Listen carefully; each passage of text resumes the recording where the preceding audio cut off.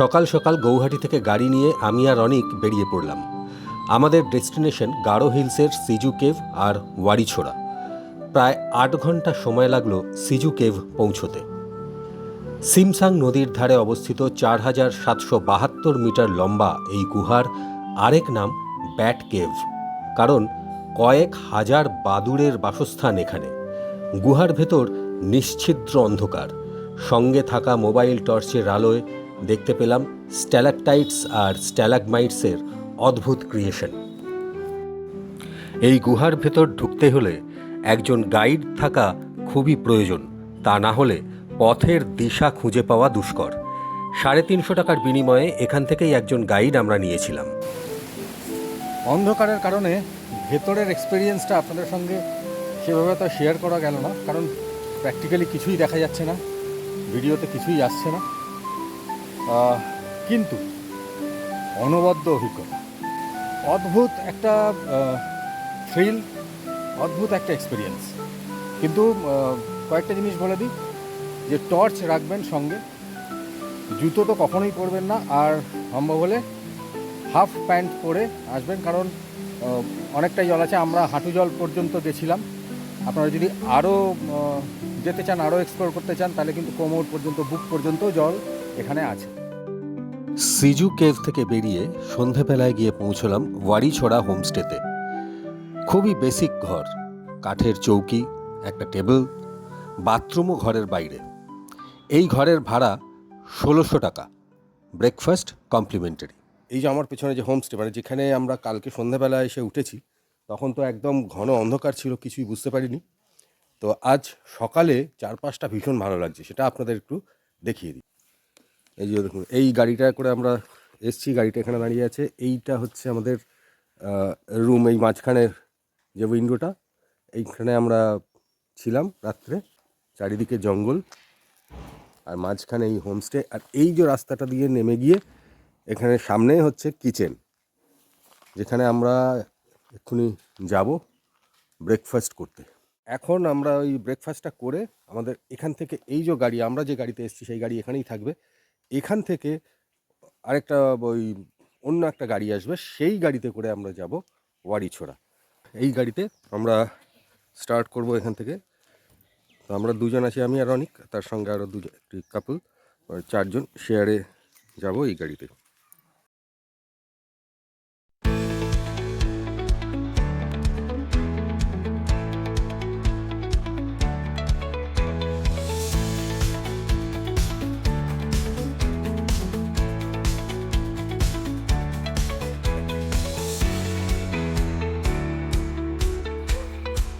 প্রায় 1 ঘন্টা লাফাতে লাফাতে, নাচতে নাচতে এসে পৌঁছেছি এই ওয়ারিছোড়া। এবার এইখান থেকে আমাদের যে ক্যানিয়নটা, সেইখানে খানিকটা হেঁটে যেতে হবে। আমি শুধু ভাবছি, মানে হ্যাটস অফ টু এই গাড়ি আর তার ড্রাইভারকে, বাপ রে বাপ। এখানে একটা প্যাকেজ হয়, গাইড চার্জ, নিচে ক্যানিয়নে বোটিং, লাইফ জ্যাকেট ইত্যাদি সব মিলিয়ে ১৫০০ টাকা পার গ্রুপ। আপনারা 2জন হলেও ১৫০০, 6জন হলেও ১৫০০।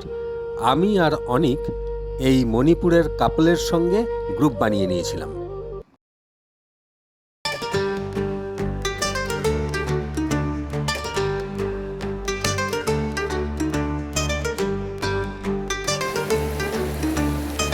জলটা একদম পুরো কাচের মতো পরিষ্কার, স্বচ্ছ জল, একটু গ্রিনিশ।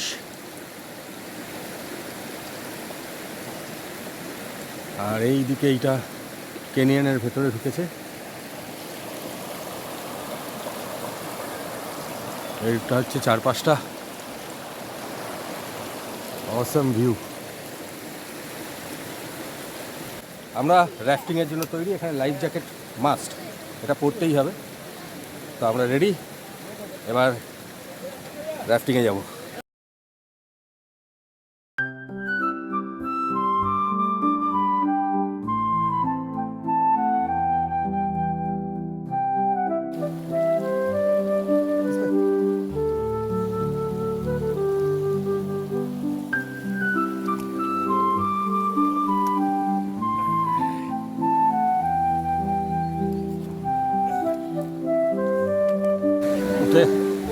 পড়েছি, অনেক উঠছে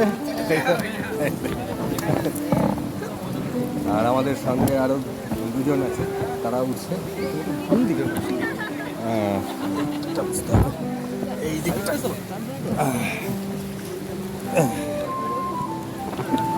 না এইরকম। So the journey started, rafting started. আমাদের আগে একটা বোট আছে, আমরা সেকেন্ড। এখানে উপর থেকে জল পড়ছে। ও এক্সেলেন্ট এক্সেলেন্ট।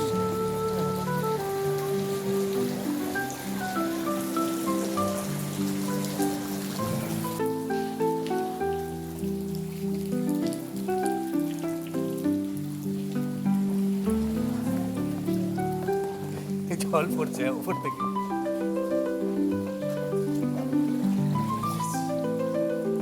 ফাটাফাটি ফাটাফাটি এক্সপিরিয়েন্স। আমরা ঠিক করেছি যে আরও 50 টাকা এক্সট্রা দিয়ে আরও ভেতরে যাব, কারণ এই যা বিউটি, এই যা ন্যাচারাল ভিউ, সেখানে 50 টাকাটা খুব একটা বড় কিছু ম্যাটার করে না।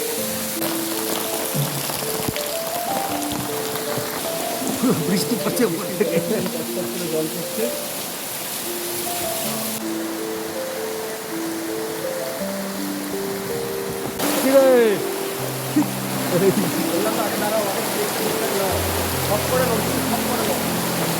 নড়াচড়া করছে বোল্ডারগুলো।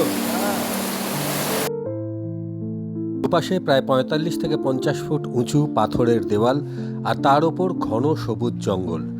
প্রকৃতির এমন শান্ত আদিম রূপ, রংডিক নদীর এমন স্বচ্ছ নীল জল, মেঘালয়ের সাউথ গারো হিলসে অবস্থিত এই হিডেন জেম আমাদের মনে স্থায়ী জায়গা করে নিল।